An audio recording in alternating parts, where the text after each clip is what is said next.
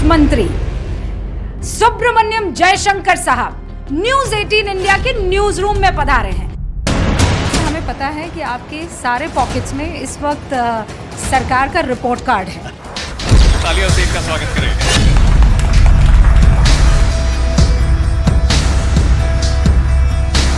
बहुत बहुत स्वागत करते हैं। हमें पता है कि आपके सारे पॉकेट्स में इस वक्त सरकार का रिपोर्ट कार्ड है और उसी रिपोर्ट कार्ड के साथ हम आपको न्यूज़ रूम में लेकर चलेंगे।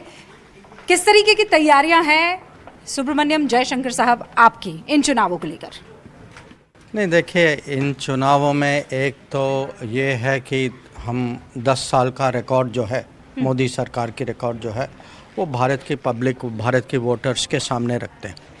क्योंकि ये रिकॉर्ड जो है, ये मोदी की गारंटी पर लोगों को विश्वास देगा कि ये गारंटी, ये खाली गारंटी नहीं है।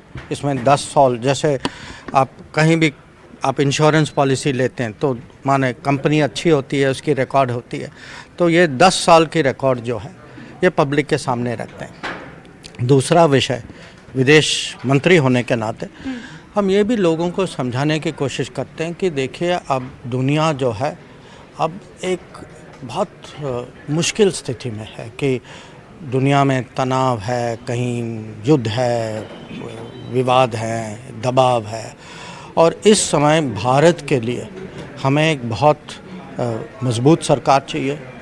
ऐसा लीडर चाहिए जिसको दुनिया की समझ हो, जिसकी जजमेंट जो है दुनिया के बारे में अनुभवी हो।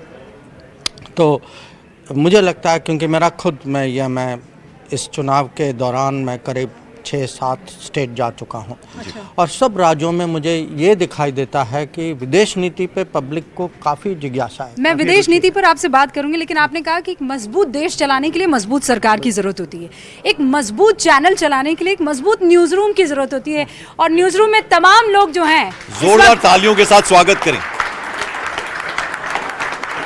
This is our strong newsroom, और इस न्यूज़ रूम को चलाने वाले सरदार न्यूज़ 18 इंडिया के एडिटर ज्योति कमल, जिन्हें हम मोहब्बत में जेके कहते हैं, आपके सामने है। JK, thank you so much Shubhika. News 18 के सहयोगियों, भारत के विदेश मंत्री जयशंकर जी, तालियों से इनका स्वागत करें। जयशंकर जी, एक चीज़ आपको मैं ज़रूर पूछना चाहूँगा कि जितनी भी इंडिया से इन्फॉर्मेशन आती है वो सारी इसी न्यूज़ फ्लोर पे आती है, न्यूज़ 18 इंडिया के पास। उसी इन्फॉर्मेशन को फिर हम कोशिश करते हैं कि किसी तरीके से उसको समझें, समझाएं और उसमें से कोई सेंस निकालें, लोगों को समझा सकें। आपके पास तो पूरी दुनिया से इन्फॉर्मेशन आती है, कहीं चाइना से इन्फॉर्मेशन आ रही है, कहीं हमारी एम्बेसी से इन्फॉर्मेशन आ रही है, साउथ अफ्रीका से आ रही है, ईरान से आ रही हैं, इसराइल से आ रही हैं, यूएसए से आ रही हैं। इस इतने ह्यूज इन्फॉर्मेशन फ्लो को जो आपके पास आता है, आप कैसे मैनेज करते हैं इसको?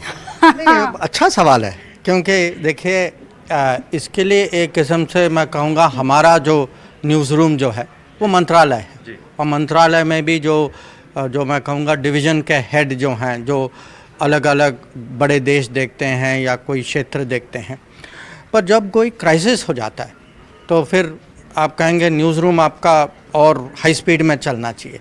तो उसके लिए हम एक किस्म से एक सिचुएशन रूम बनाते हैं, एक कंट्रोल रूम बनाते हैं। तो जब भी अब हाल ही में इजराइल में जब ये गजा की जब ये लड़ाई हुई ना शुरू, तो तुरंत हमारे यहाँ SOP है कि कहीं भी कुछ हो जाए, लगता है कि हम इसका कुछ हमारे लिए इसमें हमारे हित हैं और हमें इसमें कुछ जल्दीबाजी कुछ करना चाहिए हमें, तो तुरंत वो सिचुएशन रूम और वो कंट्रोल रूम की प्रक्रिया जो है वो खड़ी हो जाती है, वो शुरू हो जाती है। तो वो फिर एक हमारे लिए एक नर्व सेंटर बन जाता है।